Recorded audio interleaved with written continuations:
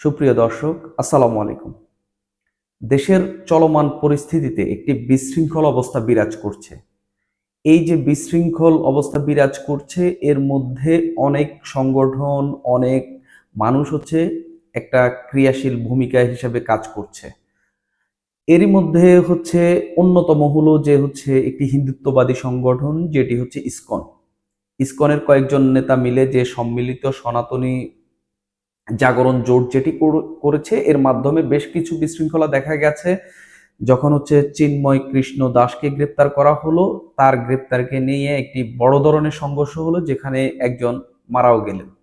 এরপরই দেশের নানা মহল থেকেই ইসকনকে নিষিদ্ধ করার একটি দাবি উঠেছে।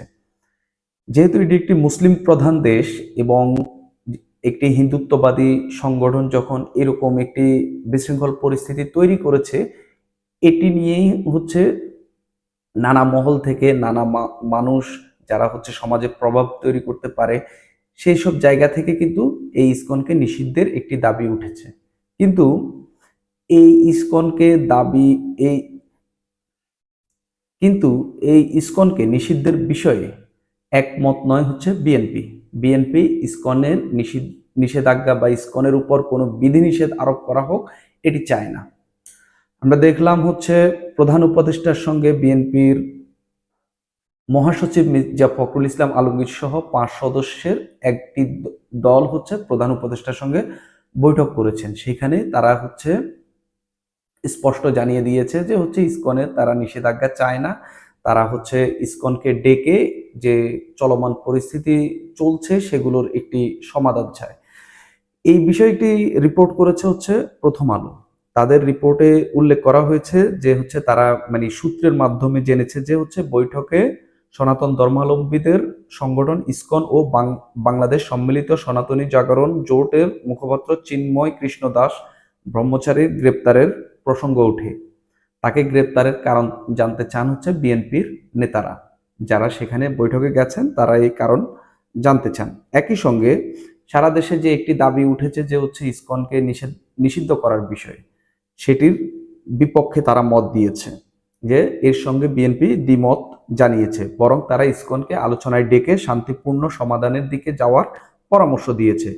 আমরা দেখলাম শেখ হাসিনা সরকারের যখন পতন হলো, তখন এর কিছুদিন পর সন্ত্রাস বিরোধী আইনে ছাত্রলীগকে নিষিদ্ধ করা হলো। তখন বিএনপি এটির এক ধরনের বিরোধিতা করেছে যে যে কোনো দলকে নিষিদ্ধ করার পক্ষে নয় তারা।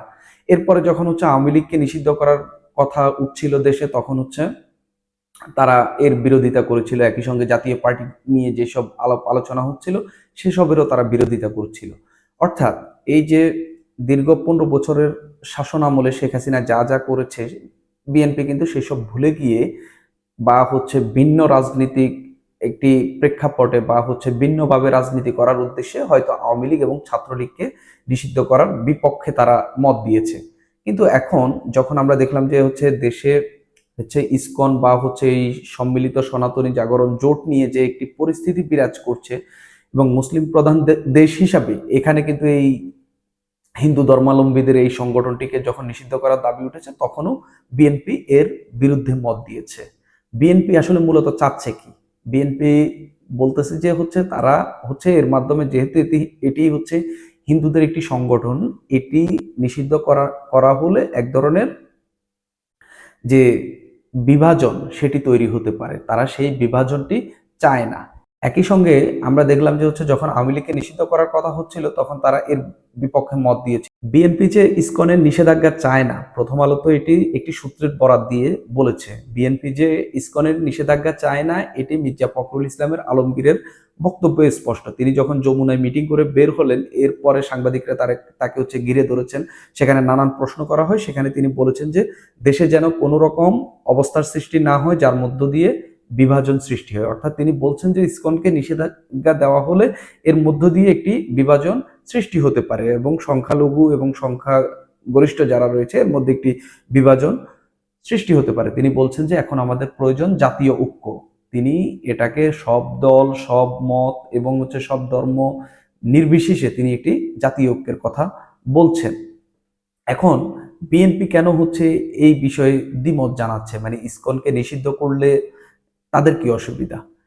এখানে সুবিধা অসুবিধার চেয়েও বড় হচ্ছে যে বিএনপি একটি বড় দল।